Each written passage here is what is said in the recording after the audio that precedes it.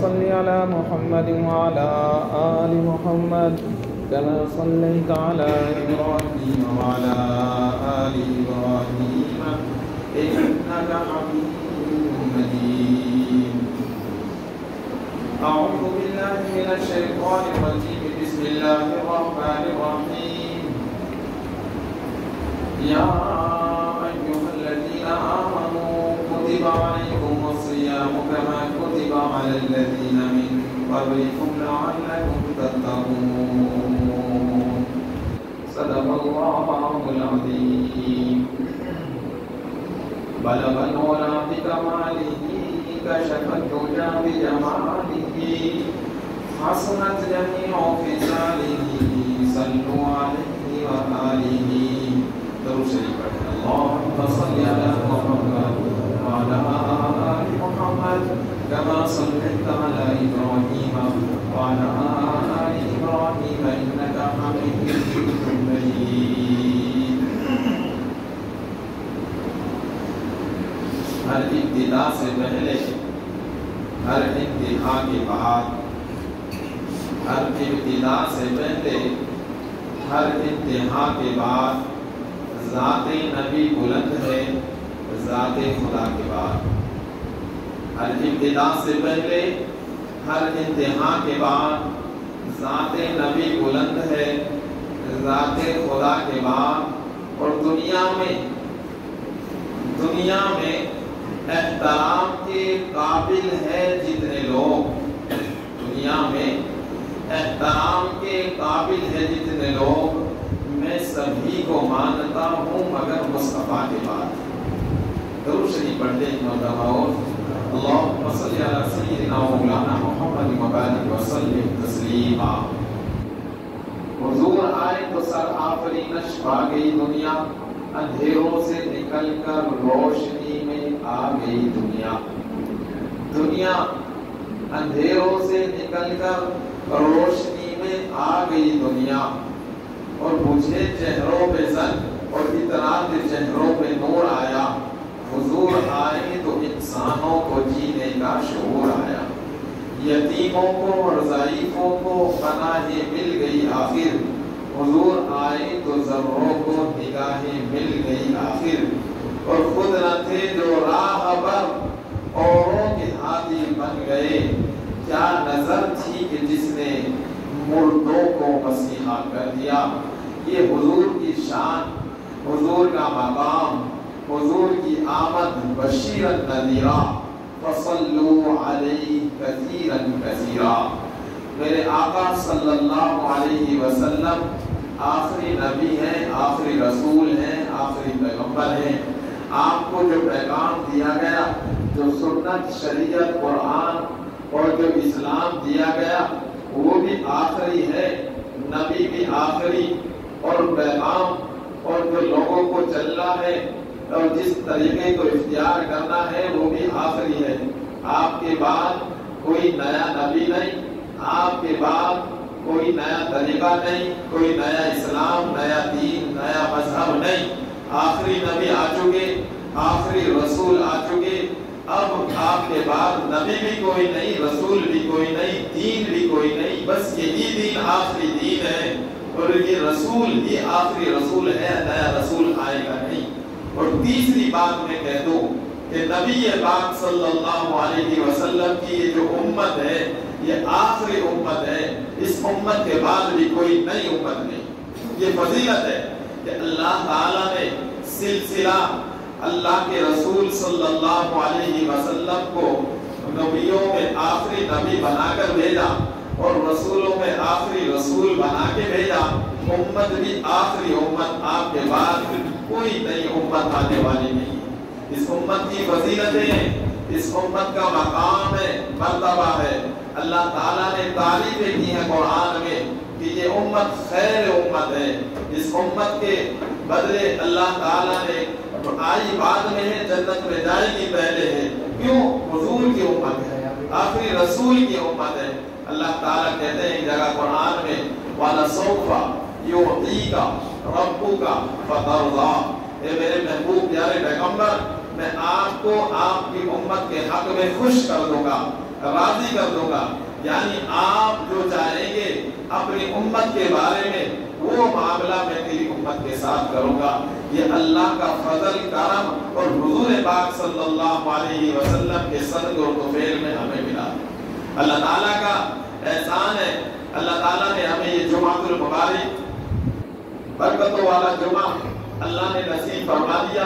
رمضان المبارک کا یہ دوسرا عشرہ مکمل ہونے کو ہے، اس لیے میں عرض کر دینا چاہتا ہوں، میرے پیارے آقا صلی اللہ علیہ وسلم فرماتے ہیں کہ میرے صحابہ، اللہ نے رمضان کو پہلے عشرے کو رحمت بنایا، اولہ رحمہ، اور دوسرے الفاظ کہیں وَأَوْسَطُهُ مَغْفِرَةٌ، کہ پہلا عشرہ رحمت بنایا، وَأَوْسَطُهُ رحمہ، اور اس کا درمیانی عشرہ مغفرت کا، اور تیسرا عشرہ فرمایا وَآخِرُهُ عِتْقٌ مِّنَ النَّارِ، کہ اس کا آخری عشرہ، آخر کے 10 دن یہ جہنم سے آزادی ہے۔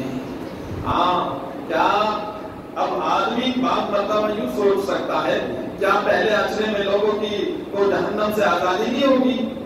تو تیسرے میں حضور نے فرمایا نہیں، بتانے کا معنی یہ نہیں ہے، بتانے کا معنی یہ نہیں ہے۔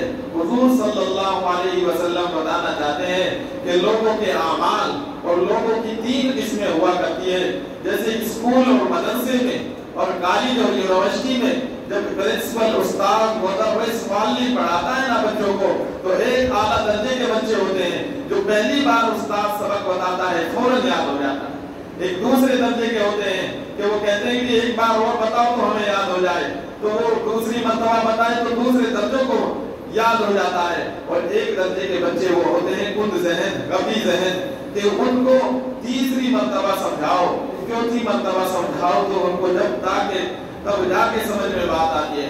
اللہ بھی اس مہینے کو بتانا یہ چاہتے ہیں کہ انسان کے اعمال، مومن کے اعمال اور اس کے کرتوت اور اس کے کرم اور اس کے اخلاق، کردار اور اس کا مقام و مرتبہ 3 حیثیت سے رکھتا ہے۔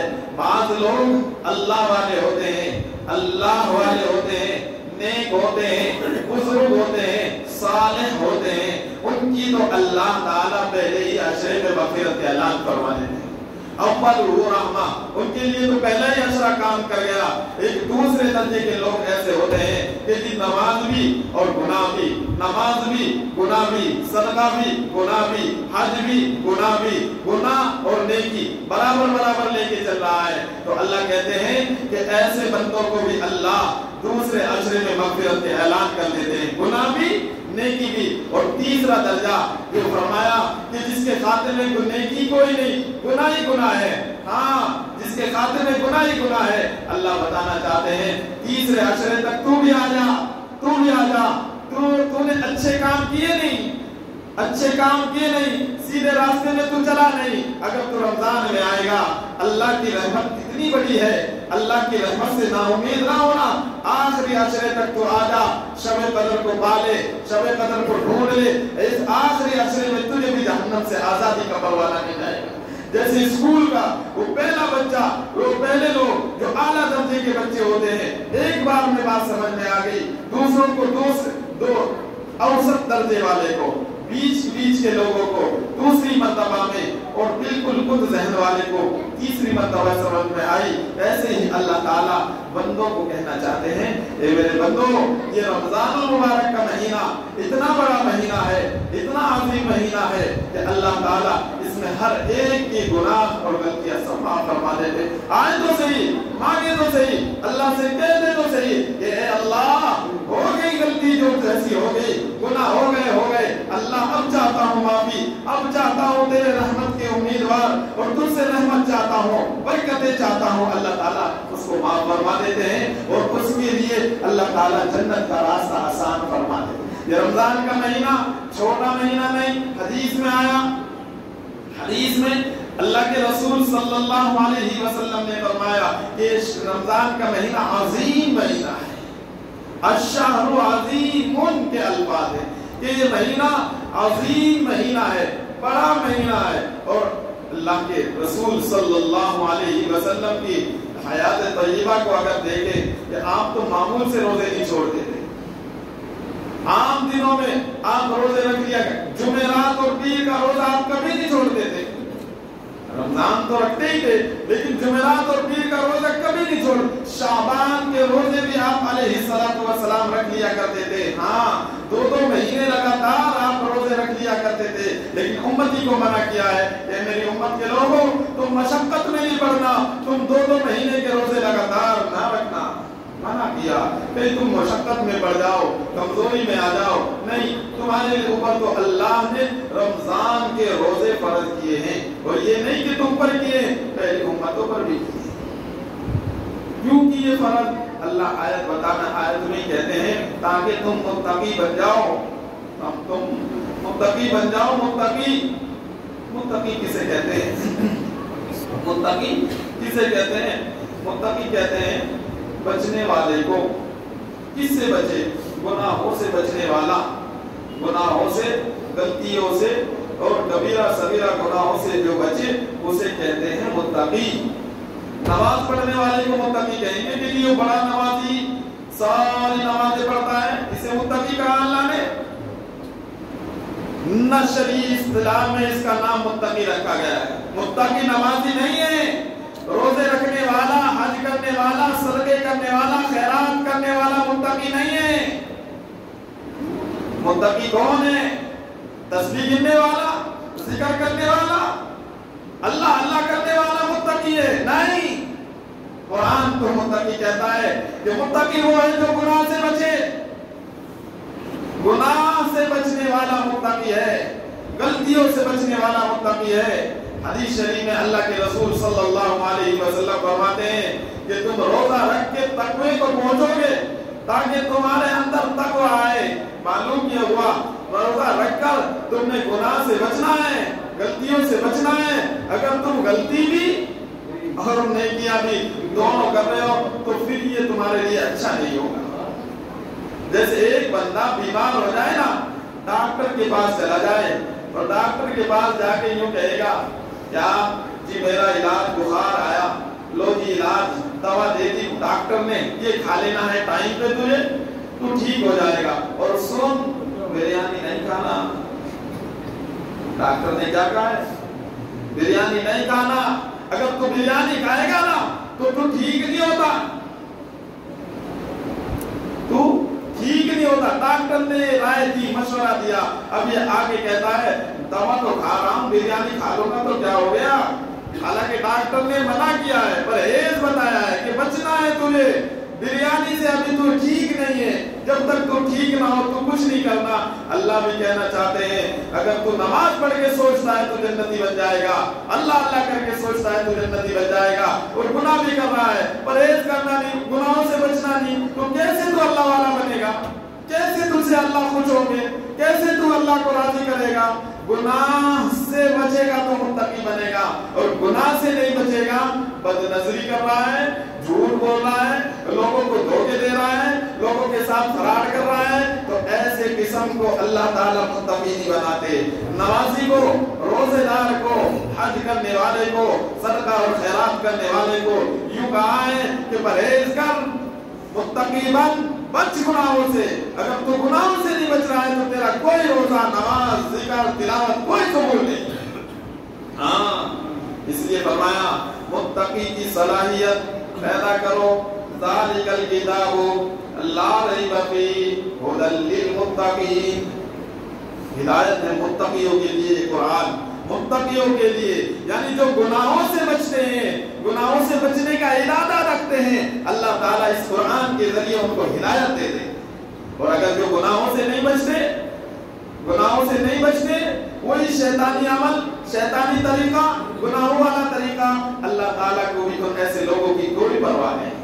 اس لیے میرے بھائیوں، بزرگوں، نوجوان دوستوں، بزرگوں، ہم سب نے گناہوں سے بچنے کی کوشش کرنی ہے۔ کوشش، پورا ارادہ یہ ہونا ہے کہ ہم سب گناہ سے بچیں اور اللہ کو راضی کریں۔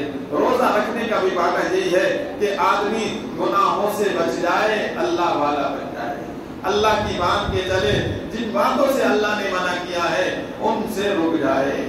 ما آتاکم الرسول فخذوہ وما نہاکم عنہ فانتہوا۔ اللہ کہتے ہیں میرا نبی میرا پیغمبر میرا رسول جو باتیں تمہیں بتلائے ان کو ہی کرو. جو رسول باتیں بتلائیں جو پیغام سنائیں ویسے ہی کرو, اور جن باتوں سے میرے پیغمبر نے روک دیا ان سے رک جاؤ. اگر ان سے نہیں رک رہے ہیں تو یاد رکھو متقی نہیں بنتا. گناہوں سے نہیں رک رہے ہیں تو متقی نہیں بنے گا. اور متقیوں کے لیے اللہ تعالیٰ نے اپنے پاس جنت تیار کی ہے. روزے دار کو بھی اللہ تعالیٰ تقوی بنانا متقی بنانا چاہتے ہیں کہ روزہ رکھ کے تو کھانے سے رک گیا, پینے سے رک گیا, جماع سے رک گیا, ہر برے فعل سے جو بظاہر دکھنے میں لگتا ہے کہ حالانکہ حلال تھا ابھی تک کھانا پینا بیوی سے ملنا, لیکن روزہ رکھ دیا تو رک گیا, اب نہیں کرتا. حالانکہ حلال تھا روزے سے پہلے, لیکن روزہ رکھنے کے بعد اس نے اپنی صفت وہ صفت پیدا کی اپنے اندر جو اللہ کی صفت ہے. اللہ بھی کھانے سے پاک, پینے سے پاک, بیوی سے پاک, ہر ایک چیز سے پاک. اور اللہ تعالیٰ کا یہ بندہ جب روزے سے ہوتا ہے تو یہ بھی حالانکہ اس کے لیے حلال ہے, کھا لے پی لے, بیوی سے مل لے, لیکن روزے کی حالت میں کہتا ہے نہیں اللہ نے منع کیا ہے. اب کھانا موجود ہے, ساری چیزیں سامنے موجود ہیں, گھر میں کوئی بھی نہیں ہے, اور پھر بھی کھاتا نہیں, تو اس کے دل میں اللہ کا ڈر خوف آیا, رک گیا. تو یہ اگر رک رہا ہے تو اس کے اندر تقوی پیدا ہو رہا ہے, تقوی پیدا ہو رہا ہے, متقی بن رہا ہے. اور اگر یہ رک نہیں رہا جی کون دیکھ رہا ہے, کون دیکھ رہا ہے؟ نہیں بھائی کون دیکھ نہیں رہا ہے, اللہ تو دیکھ رہے ہیں. انہ علیم بذات الصدور, اللہ تو دلوں کے رازوں کو, دلوں کے بھیدوں کو جانتا. حضرت عمر رضی اللہ تعالیٰ عنہ کے زمانے میں ایک خاتون تھی, وہ دودھ بیچتی تھی. کیا بیچتی تھی؟ دودھ دیتی تھی. تو ہو سکتا ہے کسی روز دودھ کم ہو گیا, دودھ کم بھی تو دیتی ہے بات ہی, دودھ کم ہو گیا تو اس نے ماں نے کہا بیٹی سے, بیٹی ذرا دودھ میں تھوڑا پانی ملا دو. ایسے بھی تو ہے نا, دودھ میں پانی ملا کے بیچتے ہیں, دودھ میں پانی ملا دو. اب وہ بیٹی کہتی ہے اس کے اندر دین تھا, ایمان تھا, اللہ کا خوف تھا, تقوی تھا, جسے ہم اپنے الفاظ میں کہیں تقوی تھا. وہ بچی متقی تھی. وہ کہتی ہے تمہیں نہیں پتا امیر المومنین نے منع کیا ہے ملاوٹ کرنے سے.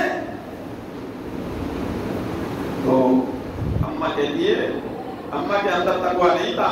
اماں کہتی ہے امیر المومنین دیکھ رہے ہیں یہاں, امیر المومنین یہاں دیکھ رہے ہیں, رات کا اندھیرا ہے, امیر المومنین تو نہیں ہے یہاں. امیر المومنین چکر لگاتے پھر رہے تھے گلیوں میں دیکھنے کے لیے کہ کہیں میرے رعایا میں سے کوئی بھوکا پیاسا کوئی اس طرح کا تو نہیں. حضرت عمر فاروق رضی اللہ تعالیٰ گلیوں میں چکر لگا رہے, دیوار کے پاس کھڑے ہو کے امی اور بیٹی کی دونوں کی باتیں سن رہے ہیں. بچی کہتی ہے امیر المومنین نے منع کیا ہے دودھ میں پانی نہ ملاؤ, اور اماں کہتی ہے امیر المومنین کو نہیں دیکھ رہا, امیر المومنین نے تو نہیں دیکھ رہے. اگر وہ نہیں دیکھ رہے ہیں تو بچی ادھر سے جواب دیتی ہے اچھا امیر المومنین نہیں دیکھ رہے, کیا اللہ بھی نہیں دیکھ رہے؟ کیا ایمان تھا بچی کا. بچی کہتی ہے کیا اللہ بھی نہیں دیکھ رہے؟ اللہ تو دیکھ رہے ہیں کہ تم دودھ میں پانی ملا رہی ہو. بس یہ بات حضرت عمر رضی اللہ تعالیٰ کے کان میں پڑی. حضرت عمر رضی اللہ عنہ نے ایک نشان لگایا ان کے گھر کی دیوار پہ اور چلے گئے. صبح کو آئے اور فوراً اپنے بیٹے کا نکاح کا پیغام حضرت عمر رضی اللہ تعالیٰ نے فوراً دے دیا کہ اس بچی سے میں نے تو اپنے عبداللہ کا نکاح کرنا ہے. آج کیا دیکھتے ہیں کہ بچی کتنا علم پڑھ کے ہے جی, کیا کر کے ہے جی, تقویٰ کوئی نہیں دیکھتا کہ یہ بچی نماز پڑھتی ہے کہ نہیں, اس کو دین آتا ہے کہ نہیں, قرآن آتا ہے کہ نہیں, یہ دین میں کیسے چلتی ہے کہ نہیں, یہ کوئی نہیں دیکھتا.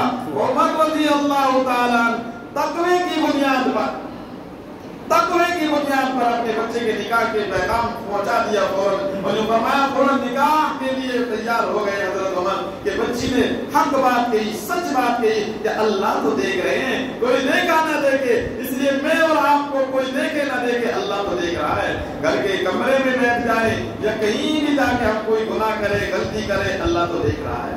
اللہ نے تو فرشتے بٹھائے ہیں سب کے کندھوں پر, سب لکھے, نیکیاں بھی برائیاں بھی سب لکھ رہے ہیں.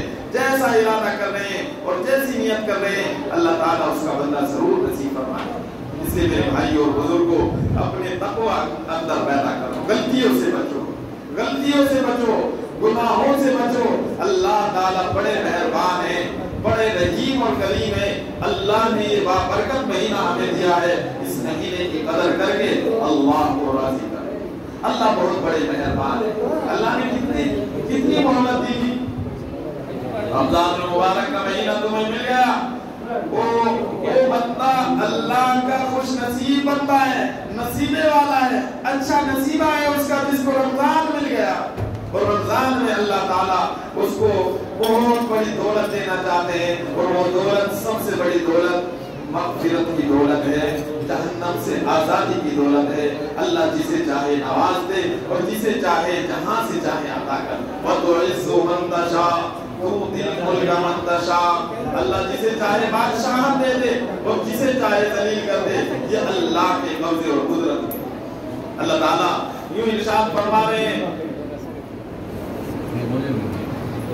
یا ایھا الذین آمنوا اتقوا اللہ حق تقاتہ ولا تموتن الا وانتم مسلمون. اے ایمان والو, اللہ سے ڈرو جیسے اللہ سے ڈرنے کا حق ہے, اور تم اسلام کی حالت میں ہی اور مسلمان ہونے کی حالت میں ہی دنیا سے جانا تاکہ تمہیں جنت مل جائے. اگر مسلمان ہونے کی حالت میں دنیا سے نہیں گئے, مسلمان ہونے کی حالت میں دنیا سے نہیں گئے, تو یاد رکھیں جنت نہیں ملتی. جنت اللہ تعالیٰ نے ایمان والوں کے لیے رکھی ہے کہ ایمان ہے تو اللہ تعالیٰ جنت دے. ایمان نہیں ہے, فرمایا رائی کے دانے کے برابر بھی اگر کسی کے دل میں ایمان ہے تو اللہ اسے جنت دے, اور اگر رائی کے دانے کے برابر بھی ایمان نہیں تو اللہ اسے جنت بھی دے. اس لیے ایمان بہت قیمتی چیز ہے.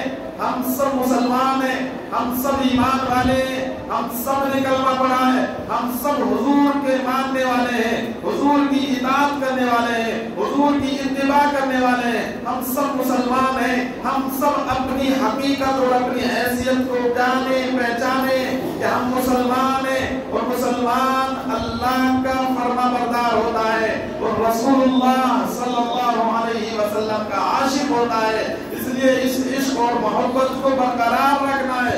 اللہ اور اس کے رسول سے محبت رکھنی ہے, اللہ اور اس کے رسول کی اطاعت کرنی ہے.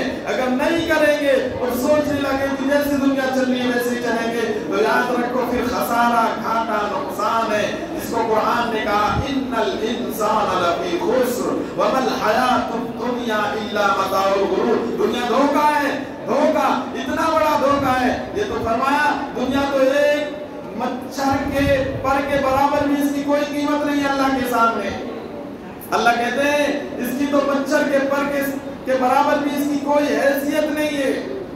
میں نے ایمان والوں کے لیے جنت تیار کر رکھی ہے, وہ جنت ایمان والوں کے لیے بنائی ہے. اس جنت کی تیاری کے لیے اللہ نے ہمیں دنیا میں بھیجا کہ یہاں اچھے اعمال کر لو, اچھا کام کرو, لوگوں کو نہ ستاؤ, لوگوں کو تکلیف نہ دو, لوگوں کو کھانے کھلاؤ, پانی پلاؤ, افطاریاں کراؤ, ایک دوسرے کی غمخواری, مماسات, ہمدردی, محبت, پیار دکھلاؤ.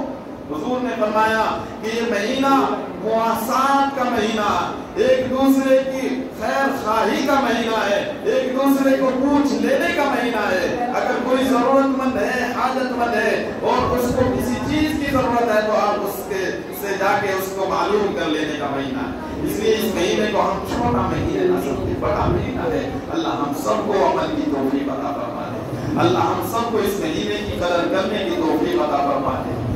یہ آخری عشرہ شروع ہونے والا ہے, اور یاد رکھیں ہر آدمی کی طرف سے فطرہ دینا ضروری ہے. فطرہ, بچہ بھی ہے تو بچے کا بھی دینا ہے. لڑکا ہو, لڑکی ہو, بڑا ہو, بوڑھا ہو, جوان ہو, سب کو اپنی اپنی طرف سے فدیہ دینا ضروری ہے. اگر فدیہ نہیں دیا تو یوں فرمایا کہ اس کے روزے, نمازیں, کوئی چیز قبول نہیں ہوتی. اس لیے اپنا فطرہ ادا کر دینا نماز عید سے پہلے ضروری ہے. عید کی نماز سے پہلے فرمایا اگر کوئی بچہ پیدا ہوا چاند رات کو عید کی نماز سے پہلے تو اس بچے کا بھی فدیہ دینا ضروری ہے. پیٹ میں ہے تو نہیں دیں گے، لیکن اگر پیدا ہو گیا تو اس کا فدیہ دینا ضروری ہے. یہاں علاقے کے اعتبار سے ایک فدیہ 100 روپے کا رکھا گیا ہے. 1.25 کلو گیہوں یا اس کی قیمت کتنے پیسے بنتے ہیں وہ ہر ایک کو نکال دینے ضروری ہے. کسی غریب کو، یتیم کو، بیوہ کو، کوئی مسکین کو، ضرورت مندوں کو، یا کوئی ایسا مدرسہ جہاں غریب بچے پڑھتے ہیں، ایسے مدرسے میں آپ اپنا فطرہ دے سکتے ہیں. مالدار کو فطرہ دینے سے ادا نہیں ہوگا، وبال جو کا تو رہے گا. اسی طرح زکات کا نکالنا بھی فرض عین ہے، ضروری ہے. جیسے نماز پڑھنا ضروری ویسے زکات بھی دینا ضروری ہے. تو زکات کا مسئلہ بھی ایسا ہے کہ 100 روپے پر 2.5 روپے کے حساب سے نکال کے وہ اگر کسی کے پاس 7.5 تولہ سونا یا 12.5 تولہ چاندی یا دونوں میں سے ملا کے ایک نصاب کو پہنچتی ہے تو اس پر زکات فرض ہے. زکات دینا ضروری ہے. فرمایا جس بندے نے یا جس بندی نے جس کے پاس مال ہے 20 اشر کی ہے، 40 اشر کی ہے، کسی کے پاس چاندی ہے، سونا بھی ہے، پیسے بھی ہے، جوڑ لینا، حساب لگوا لینا مفتی کے پاس جا کے، جی اتنا مال ہے کیا میرے اوپر زکات ہے. کسی کے پاس پلاٹ ہے، کسی کے پاس پلاٹ ہے، کسی کا بزنس ہے، کاروبار ہے، لاکھوں کا سامان اس کے پاس موجود ہے، کاروبار تجارت کے سامان پر زکات ہے. آپ کی روزمرہ کی کار ہے، آپ اسے چلاتے ہیں، استعمال اس میں زکات نہیں ہے. آپ کے گھر میں زکات نہیں ہے، آپ کے جنگل میں زکات نہیں ہے، لیکن زکات کس میں؟ آپ کے مال تجارت میں جو لیتے بیچتے ہیں جو سامان. مثلا پلاٹ آپ نے لے رکھا ہے اور یہ بیچیں گے منافع اچھا ہے تو اس پلاٹ میں آپ کے زکات ہے. یا آپ نے کوئی گھر لے کے رکھا ہے اور یہ گھر اس لیے اپنے ضرورت کے لیے نہیں، یہ نیت کر کے ہے کہ اس گھر کو میں بیچ دوں گا اچھا نفع آئے گا تو اس گھر میں بھی زکات ہے، مال تجارت کہلائے گا. اسی طرح سونا اور چاندی اور نقد روپیہ چاہے وہ بینک میں ہے یا کسی کو قرضہ دے کے ہے. بعض لوگ پوچھ رہے تھے کہ قرضہ دے رکھا تھی، پیسے تو ہے نہیں، قرضے میں ہے، لے رکھے کسی نے ادھار. زکات ہے تب بھی ہاں بھائی زکات ہے، جب بھی زکات ہے. پیسے آ جائیں گے، فی الحال موجود نہیں ہے تو جب آ جائیں گے جب دینا، لیکن زکات دینا ہے. 100 روپے میں سے 2.5 روپے، 100 روپے میں سے 2.5 روپے کے حساب سے لاکھ روپے ہے تو 2500 روپے نکلیں گے، 2 لاکھ ہے تو 5000 نکل جائیں گے. ایسے یہ اس طرح سے حساب لگا کے مال کی زکات ادا کرنا بھی ضروری ہے. یہ صرف غریبوں، مسکینوں، یتیموں، بیوہ عورتیں، بوڑھے مرد ایسے ہیں، بوڑھی عورتیں ہیں جو کما نہیں سکتی، جن کا دیکھنے والا کوئی نہیں، ایسے آدمی کو زکات دینا ضروری ہے. ایک مسئلہ پوچھ رہے تھے کہ جی بچے جوان ہیں اور بوڑھے ماں باپ کو دیکھنا نہیں، کیا وہ ایسے ماں باپ کو زکات دے سکتے ہیں؟ پوچھا ایسے ماں باپ کو زکات دے سکتے ہیں کہ بچے ابھی جوان ہیں، بچوں نے دیکھنا نہیں، بچے خرچے کے لیے پیسے دیتے نہیں، تو ایسی صورت میں ایسے بوڑھے ماں باپ کو زکات دے دی جائے گی اور دے دینا چاہیے. جب اولاد نہیں دیکھ رہی، اولاد نہیں دے رہی تو اب اس کا گناہ وبال اولاد میں پڑے گا، لیکن اس کو زکات کا مال ہی دے دے تو اس میں کوئی مذائقہ نہیں، دے دینا چاہیے، ضروری ہے. تو بوڑھے ماں باپ کسی کے ہیں، بچے جوان ہیں، اس کو اچھا خرچہ دینا نہیں تو ایسے بندوں کو بھی زکات دے دینی چاہیے. اللہ عمل کی توفیق عطا فرمائے. یہ آخری عشرہ ہے، اس میں خوب صدقہ خیرات اور اسی طرح فقیر بھی آتے رہتے ہیں، اسی طرح مدرسے والے چندے کے لیے آتے رہتے ہیں. جس سے جتنی توفیق کسے اللہ نے دی ہے، جس طرح دیا ہے، اللہ اسی حساب سے یہاں آج 1 خرچ کر لیں گے، اللہ 70 دے گا. اور 70 تو کہنے کی باتیں ہیں. اللہ قرآن میں کہتے ہیں یضاعف لمن یشاء، یضاعف اضافہ، یضاعف بڑھائیں گے اللہ اتنا جتنا اللہ چاہیں گے. وہ اللہ کتنا چاہیں گے، وہ اللہ کی شان اور اس کی قدرت اور اس کی مشیت. حدیث میں ایک فرشتہ یوں کہتا ہے کہ اگر کوئی بندہ صبح کو پیسہ خرچ کرتا ہے वो मस्जिद में करे, मदरसे पर करे, या किसी गरीबों पर करे, अमीरों पर करे, किसी के ऊपर भी खर्च कर रहा है, ये तय नहीं है उसमें। यूं फरमाया, अल्लाह कहते हैं फरिश्ते को, हे फरिश्ते इस बंदे ने खर्च किया है, हे फरिश्ते तू दुआ कर।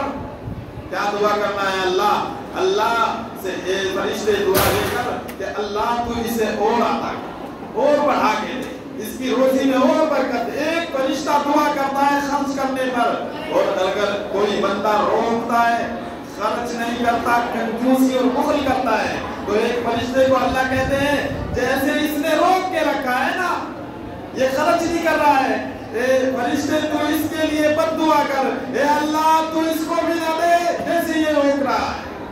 तो खर्च करने वाले को अल्लाह बढ़ा के दे रहे हैं, फरिश्ता दुआ कर रहा है, और ना खर्च करने वाले के लिए फरिश्ते की बद्दुआ हो रही है। इसलिए कंजूसी से काम ना लो, अल्लाह ने जो दिया है उसमें से माल में से खर्च करो, अल्लाह ताला इसका बहुत बड़ा बदला अजर और नसीब फरमाए। पर शैतान को कहता है मुझे इबादत गुजार बखील से कभी डर नहीं लगा, मुझे इबादत गुजार बखील से कंजूस से कभी डर नहीं लगा। कहता है कि बखील रोकने वाला, माल को खर्च न करने वाला, एक दिन उसकी बुखल और उसकी कंजूसी उसे जहन्नम में लेके चली जाएगी। भले ही वो सजदे करता हो, नमाज़ें पढ़ता हो, तस्बीह गिनता हो, अल्लाह अल्लाह कर रहा हो, लेकिन माल नहीं खर्च करता। माल दिया है अल्लाह ने, उसमें से खर्च नहीं करता। पर शैतान कहता है ये न खर्च ना करना इसको जहन्नम में लेके जाएगा। और वो कहता है एक आदमी इबादत को कम करता है, लेकिन अगर कोई उसके दरवाजे पर चला जाता है ना, तो उसको खाली हाथ नहीं लौटा, खाली हाथ नहीं भेजता। उसकी सिफत, उसके अंदर सखावत है, इबादत में तो कम है लेकिन खर्च करने में आगे, सखी है सखी। शैतान कहता है मुझे हमेशा उस बंदे से डर लगता रहता है कि कहीं इसकी ये सखावत इसको जन्नत में न लेके चली जाए। तो सखी से शैतान डरता है और बखील से शैतान नहीं डरता। इसलिए मेरे भाई और बुजुर्गों, अल्लाह ने अगर माल दिया है तो उसमें से खर्च करो। अल्लाह हम सबको अमल की तौफीक अता फरमाए और खर्च करने की भी तौफीक अता फरमाए। मेरे ऊपर वाले खामोश हो जाओ, ऊपर कौन है खामोश हो जाओ।